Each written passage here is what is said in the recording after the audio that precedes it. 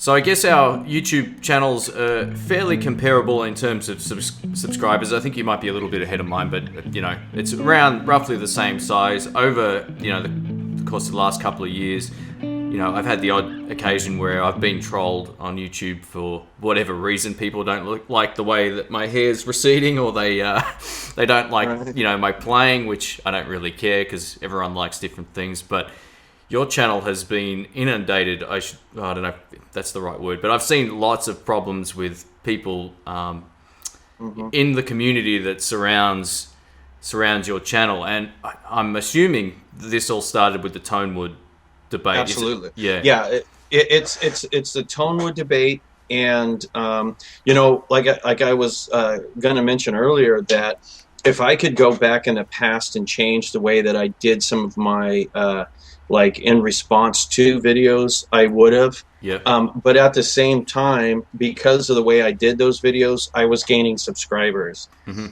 The Tonewood thing pissed people off, but people also get pissed off that I'm not politically correct, and I speak my mind, and it's just the way that the way that you see me on the videos and the way that you see me here is exactly how I am in real life. Yeah. Right. Every other word is fuck and whatnot. Every other word is. Yeah. And that right now I'm doing my best not to do that because I know it's your channel. That's all right. Let it out, mate. But the thing is I don't pull any punches, and I don't like putting up with any shit. And some people would ask a question, and I didn't like the tone of it, and I would basically tell them to go pound sand or something, and then I have an enemy now. Yeah. But the Tonewood thing did start bringing a lot of trolls. And even if I were to do it, even if I would have done some of those response videos that were to some of the first naysayers, or I shouldn't say naysayers, I should say like the first people that were like attacking me for my position. Even if I were to be like Mother Teresa, showing them why they were wrong, I still would get the same amount of hate. Yeah. And I'm controversial. And because of that, I'm bringing a lot of people to come in and attack me. And I get trolls every single day. Yeah, wow. I can't tell you a day that I haven't got one. And then there's sometimes it's really strange. Over holiday periods, I get more. I get more during the holidays. And people might have more free time maybe at the end of the year or something like that. I'm not too sure. Oh, yeah, I think so. I think that they're pissed off. They have to eat some turkey or something for Thanksgiving, and they're going to take it out on me. But yeah, they'll show up, and generally, I would say 99% of the time, these trolls, you just ban them.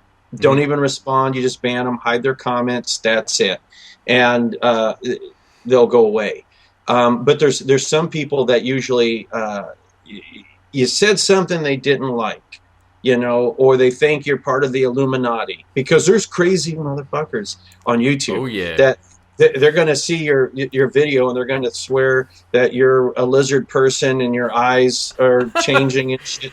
And I think we've all spent way too much time on the weird side of YouTube. Whether we admit it or not. Yeah, there's nut jobs out there. Yeah. And the thing is they have these personal vendettas against you, and then so what they'll do is they'll create a bunch of troll accounts, and then they'll start posting videos up about you, and then they start making stuff up, and there's recently over the past maybe I'd say 6 months, there was this. I've had a few troll accounts that have been really coming down on me, and doing a bunch of slander and libel and stuff. Okay. Yeah. And going beyond just trolling. Like they'll go to like Adult Friend Finder and make bogus accounts under my name. And wow. And Craigslist and all this other stuff. And it's just because they didn't like what I said in a YouTube video. And I wonder what's wrong with these people in real life. Like, that's taking things way too. It's just way too far. Like, if I don't like something that someone says on a video, I either don't comment on it and I just leave. I've never sat there and just abused someone in text form or whatever, unless they've absolutely grilled me for something. Then I'll hand it back and ban them. But Yeah, that's taken things to a whole Well, yeah, other I mean, level. It's insane. I don't understand that at well, all. yeah, I was about to say that's the reason why you do it the way that you do it is because you're sane. You know, I mean, and like a perfect example of how some of this started was I ended up and it all started because of the stupid Tonewood debate. Yep. There was some people that were on the side of Tonewood and they were saying I'm a liar and I'm a hypocrite and all this other stuff, and they're doing this and they're making videos about me. And the first guy that we started having this online battle was me and this guy named Warlock Wyatt. Mm-hmm. And we were going back and forth, and it was annoying, and sometimes it was fun. But and I think that he would probably say the same thing. But what was happening is it was creating division among the people in the guitar community, and they had to pick a side almost. Yeah. Okay. And so it was an army of trolls over here and an army of trolls over here, and we were both getting just bombarded. And people started doxing each other, and they started making impersonation accounts of people's relatives, and it started getting really, really out of hand. And so, sorry, man, that is so okay. bad. Oh, yeah, I didn't know that. I can't believe that. Oh yeah, it got really, really bad. And then there was death threats and everything. Because I've had death threats over Tonewood, by the way. I've had people threaten to kill me because of my position on Tonewood. Right. Yeah, I've had this one guy who threatened to stab me in the throat, right? Because of Tonewood. Oh man.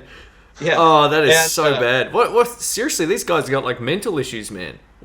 Yeah, they do. And you know what surprises me as well. I was talking about this on the last podcast that I did. People aren't even. I don't know. You're a smart guy. You know your stuff. You know your craft. There's always someone that knows more about anything than what I would or what you would or what everyone else would. And you're one of those guys. You've dealt with this for a while.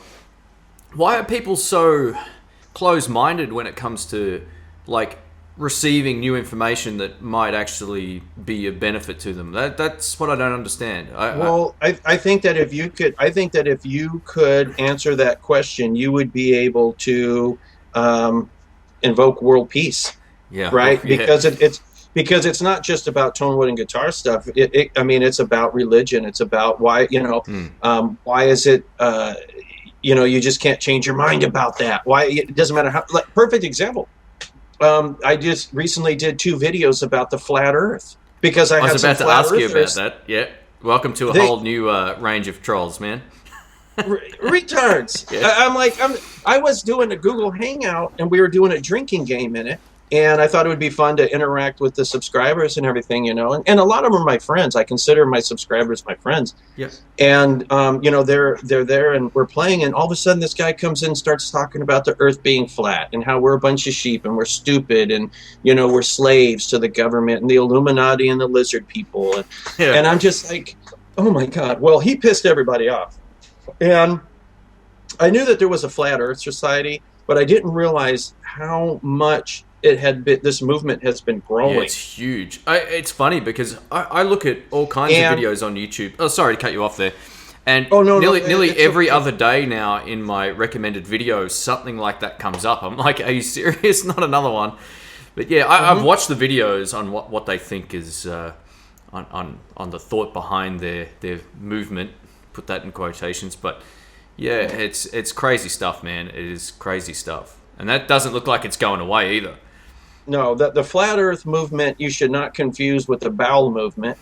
I mean, they're pretty much one of the same thing. Shit, Yeah.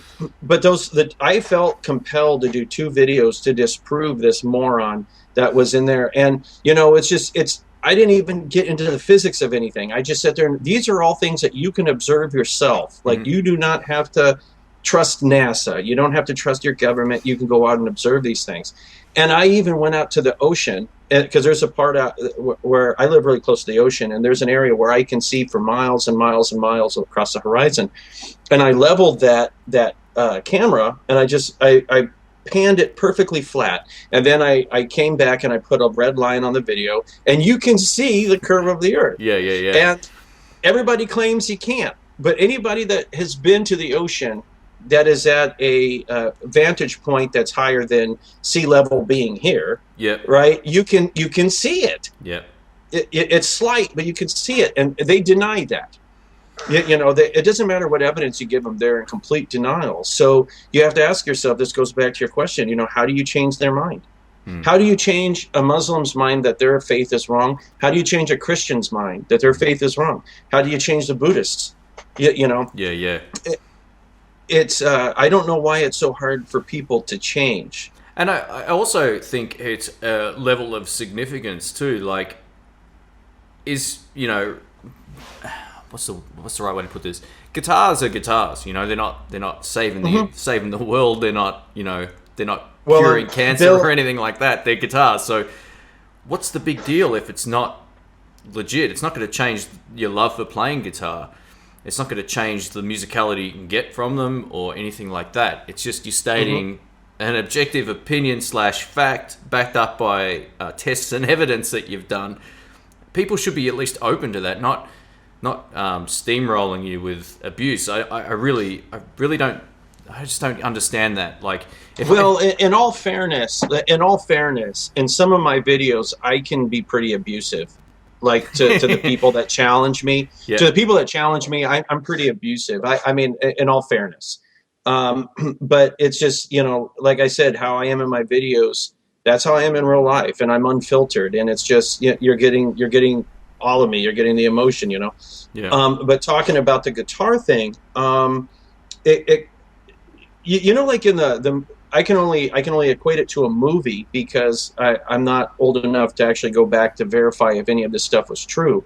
But you see an old cowboy movie or something, and somebody has their favorite horse, and they're very close to their horse, and their favorite saddle, their favorite shirt, their favorite 6 guns, all this other stuff, and it's a part of them. And it's like if something happens to that saddle or my boots or whatever, and I think a guitar should be just like that.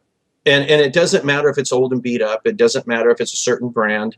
You should have an emotional connection to your instrument because, it's like a ventriloquist doll. You're making it talk, right? You're trying to get, you're speaking through it.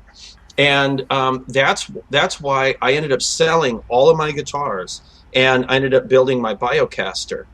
And people, they look at it and they're like, oh my God, that's ugly. But something, that's me. Like, I mean, everything about it, using firewood for the body, and it was beetles. There was beetles in it, and I had to get the beetles out and everything because they were eating the mesquite. I think I saw you putting a video together. You put a video together as you were building that. Is that correct? You went out and maybe part of it. Part of it. Yeah. Where I went out to this place where they have nothing but huge piles of mesquite that they throw in the smoker for these restaurants. Yeah. And I said, I want to buy some of the mesquite, and they looked at me like I was crazy. And they said, whatever. And so I think I spent like $15 or something on the wood. Yeah. And I was just picking up different pieces, brought it back, and I milled it, and I took a compressor with some air, blew all the beetles and the larvae out, and ended up making my body, and I love the body on it. It's heavy as hell. Yeah. And then even the fretboard was a damaged fretboard that when I was milling it, it got one of the blades, the blade on the bandsaw came loose, screwed it up. I said, that's my fretboard.